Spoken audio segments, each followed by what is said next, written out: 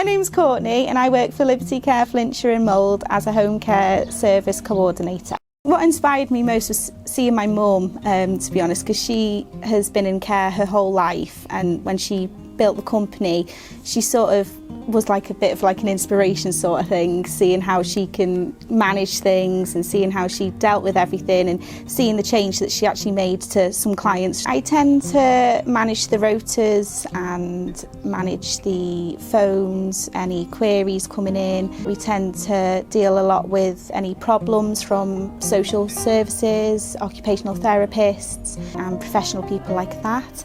We also make sure that the clients get the regular staff, making sure that everyone's in a safe environment, in their own homes, carrying out risk assessments and just ensuring everything's done on time really with the admin sort of side of things. There's quite a lot of myths that people tend to say. One of them is mainly, oh, you just make cups of teas and just sit and have a chat. There's a lot more to it than just having a cup of tea and a chat. They don't see mainly the sort of sides like we handle with people with dementia, Parkinson's and things like that, where they're physically unable to even have a drink.